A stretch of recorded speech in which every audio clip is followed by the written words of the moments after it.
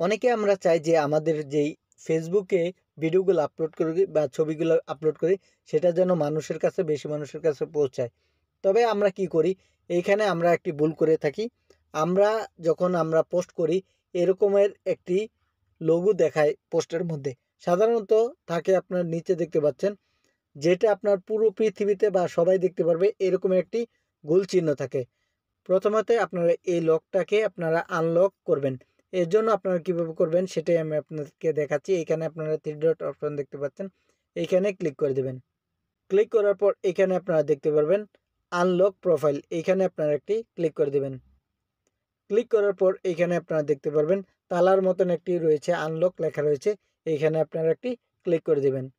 Click করার পর এখানে আপনারা দেখতে পারবেন আনলক ইউর প্রোফাইল। এখানে আপনারা একটি ক্লিক করে দেবেন। ক্লিক করার পর এখানে আপনারা এরকম একটি ইন্টারফেস চলে আসবে। এইখান থেকে আপনারা এখানে ওকেতে ক্লিক করে দেবেন। এখন কিন্তু আপনার আনলক হয়ে গেছে এবং মূল কাজটি এখনও বাকি রয়েছে।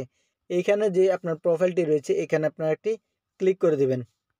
ক্লিক করার পর এখানে আপনার নিচের দিকে চলে আসবেন।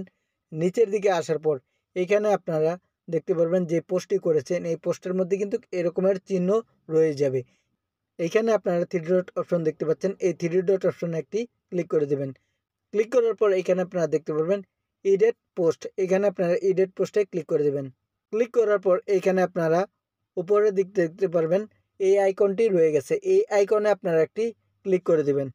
ক্লিক করার পর এরকম একটি ইন্টারফেস চলে আসবে। এখানে আপনার পাবলিক লেখা দেখতে পাচ্ছেন। এখানে আপনারা ক্লিক করে দেবেন। ক্লিক করার পর এখানে আপনারা নিচের দিকে দেখতে পারবেন ডান অপশন রয়েছে। এই ডান অপশনে আপনারা ক্লিক করে দেবেন। ক্লিক করার পর এখানে আপনারা উপর দিকে দেখতে পারবেন সেভ অপশন রয়েছে। এই সেভ অপশনে আপনারা একটি ক্লিক করে দেবেন। ক্লিক করার পর এটাকে আপনারা একটু রিফ্রেশ করে নেবেন। এটাকে রিফ্রেশ করার পর আপনারা নিচের দিকে চলে আসবেন। নিচের দিকে চলে আসার পর এখানে আপনারা দেখতে পারবেন এরকমের পৃথিবীর চিহ্ন চলে আসছে এবং এই ভিডিওটা কিন্তু সবার কাছে পৌঁছে যাবে। প্রত্যেকটা ভিডিওতে গিয়ে এডিটিং করে নিতে হবে। এভাবে পৃথিবীর আইকন নিয়ে আসবেন। এতে কিন্তু আপনার ভিডিওটা সহজে ভাইরাল হবে এবং মানুষের কাছে পৌঁছে যাবে। এরকমের ইন্টারেস্ট ভিডিও পেতে আমার সাথেই থাকুন।